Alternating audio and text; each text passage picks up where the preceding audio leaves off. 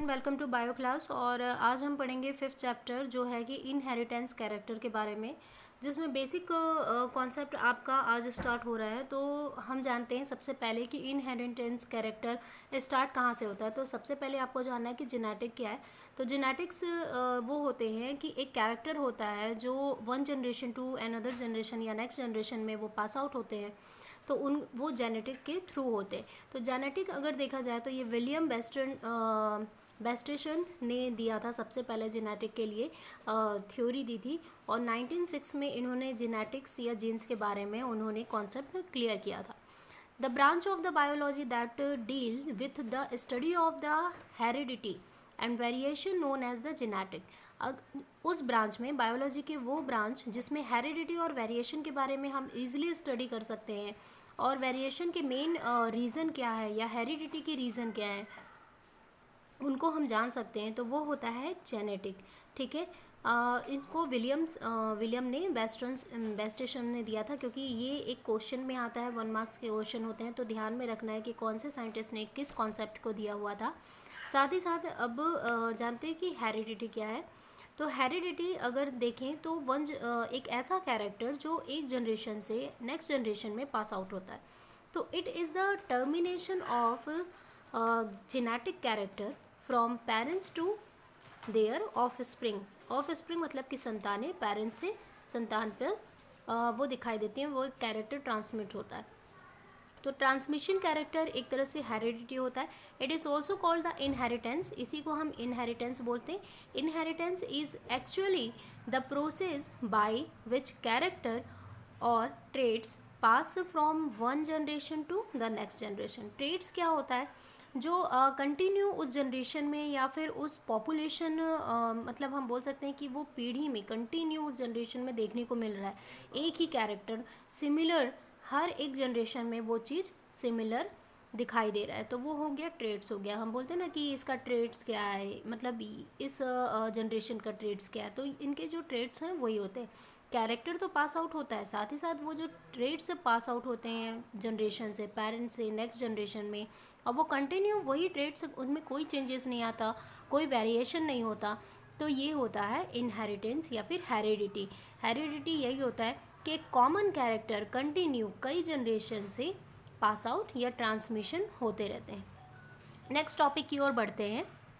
Next topic है variation. तो variation के बारे में अगर जाने तो वेरिएशन होता है it is a degree of difference in the progeny and between the progeny and the parents. मतलब कि जो पेरेंट्स और हम बोल सकते हैं कि जो संतान के जो कैरेक्टर में डिफरेंसेस दिखाई देती हैं। ठीक है।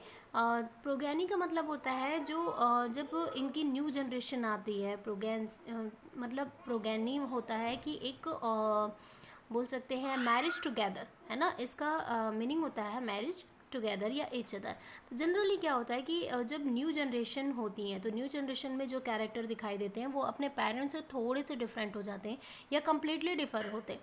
तो डिग्री ऑफ डिफरेंसेस मतलब कि उनकी कितनी डिफरेंसेस है, उस डिग्री के जो कैलकुलेशन होती है उस पर हम वेरिएशन डिनोटेट करते हैं। तो वेरिएशन अगर देखा जाए तो इनकी अलग अलग ब्रांचेज हैं, जैसे कि transmission variation, molecular variation and population variation. Transmission variation ये होता है कि सिर्फ एक ही जनरेशन में हमें डिफरेंसेस कैरेक्टर में दिखाई दे रहा है, तो ट्रांसमिशन वेरिएशन बोलते हैं।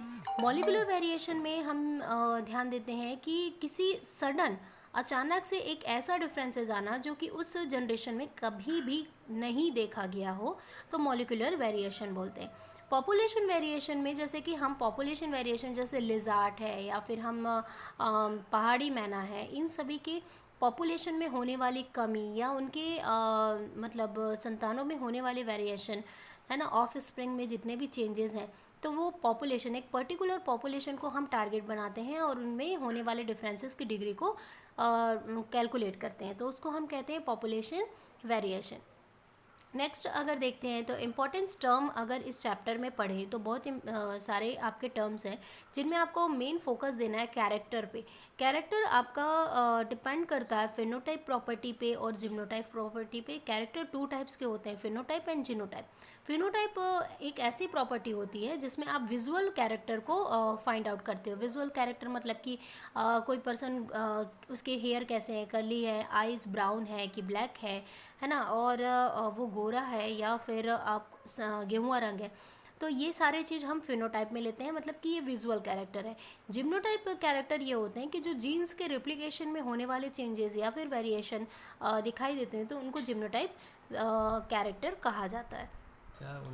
ट्रेड्स का मतलब ये होता है कि एक जनरेशन से कंटिन्यू वो जनरेशन में पास आउट हो रहा है एक कैरेक्टर, तो it is an inheritance character such as the tall और ड्राफ्ट। मतलब कि हम बोल सकते हैं ट्रेड्स ये होता है, जैसे कि टॉल है, कोई लंबा है या फिर कोई शॉर्ट है, तो जैसे हम विजुअल कैरेक्टर बोलते हैं फिनोटाइप। अगर हाइट पे देखें तो हाइट पे ट्रेड्स अगर देखें तो 2 टाइप्स के हाइट हमको दिखाई देंगे, या तो वो लॉन्ग होगा या तो वो शॉर्ट में होगा। तो इस तरीके से हम ट्रेड देखते हैं। अगर हम कलर पे देखते हैं तो कलर पे क्रोमोसोम्स के उस पे डिनोटेड पे देखते हैं कि वो उसका कलर कौन सा है, पिगमेंट कौन सा है स्किन का, ठीक है। तो ये होता है ट्रेड्स।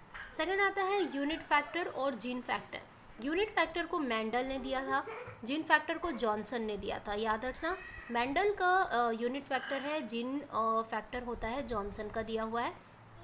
तो यूनिट फैक्टर होता क्या है, या फिर जीन फैक्टर, दोनों एक ही है, थोड़े से डिफरेंसेस है दोनों में। A gene is unit of inheritance which is carried from parents to progeny by gametes. जो कैरेक्टर होते हैं, इनहेरिटेंस कैरेक्टर होते हैं, वो जनरेशन में दिखाई देते हैं, उनके गैमेट्स में दिखाई देते हैं, ठीक है। तो इस तरीके के जो यूनिट होते हैं जिनकी वजह से उनमें वेरिएशन होता है, तो यूनिट फैक्टर। अगर जीन्स में वेरिएशन हो रहा है तो जीन फैक्टर। क्लियर हो रहा है। एलिल्स इंपॉर्टेंट फैक्टर है। एलिल्स ये होता है कि the term introduce alleles was given by Bateson in 1905, ठीक है। बॉस्टन ने इसको 1905 में दिया हुआ था एलिल के बारे में, और उन्होंने ये बताया कि एलिल एक तरह का सेम टाइप्स का जीन होता है जो पेरेंट्स में भी होता है और नेक्स्ट जनरेशन में भी उस तरीके का जीन्स दिखाई देता है। और ये 2 टाइप्स के होते हैं, एक तो होमोलोगस क्रोमोसोम होते हैं, एक हेट्रोलोगस क्रोमोसोम में दिखाई देते हैं। और ये पर्टिकुलर जो ट्रेड्स जो दिखाई देते हैं कैरेक्टर के, उनमें एलिल का बहुत बड़ा इम्पॉर्टेंस होता है। कि जैसे देखो कि कोई सपोज टॉल है, तो इसमें हम रिप्रेजेंट करते हैं capital T and capital T, और इधर मैं यूज़ कर रही हूँ capital T and small t।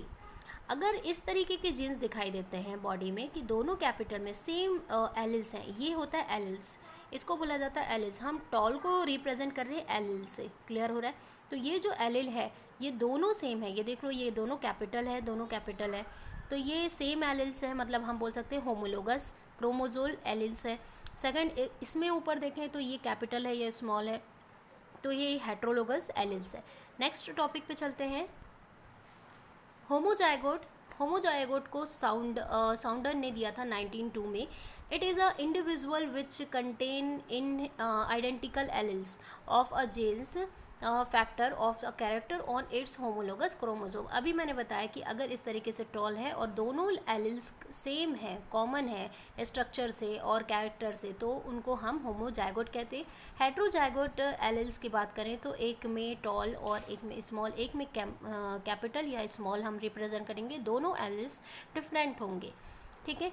जिम्नोटाइप अगर देखते हैं तो जिम्नोटाइप एक ऐसा कैरेक्टर होता है जिसे हम देख नहीं सकते, विजुअल कैरेक्टर नहीं है, लेकिन हाँ इनमें इनकी वजह से चेंजेस होता है, वेरिएशन होता है, कैरेक्टर चेंज होते हैं individually regard to one more than character. तो इसमें क्या होता है कि इसमें जनरेट होता है कैरेक्टर, वन कैरेक्टर जनरेट होगा और अनदर कैरेक्टर जनरेट होगा, डिपेंड करता है कि वहाँ के एटमॉस्फेरिक चेंजेस पे, सेकंड वहाँ के रहने के तौर तरीके पे। तो जिम्नोटाइप इस तरीके के चेंजेस दिखाई देते हैं। फिनोटाइप के बारे में जानते हैं। फिनोटाइप आपको मालूम है कि एक विजुअल कैरेक्टर है, जैसे कि आप किसी को आइडेंटिफाई कर सकते हो, उनके कैरेक्टर जो दिखाई दे रहा है वो उनका फिनोटाइप कैरेक्टर होता है। तो इस चैप्टर में ये बेसिक कॉन्सेप्ट अभी आपका कंप्लीट होता है। कल हम स्टार्ट करेंगे मेंडल के क्रॉस, हाइब्रिड, या फिर मोनोहाइब्रिड के बारे में, और जानेंगे कि जिम्नोटाइप फिनोटाइप कैरेक्टरिस्टिक को हम कैसे फाइंड आउट कर सकते हैं, अलग अलग प्लांट के जिम्नोटाइप फिनोटाइप अगर कैरेक्टर हैं तो उनको हम कैसे सर्च कर सकते हैं, और हीमोग्लोबिन के बारे में। तो आज कोई भी डाउट हो तो आप मुझे कॉल या मैसेज एनी टाइम कर सकते हो। गुड लक बच्चों।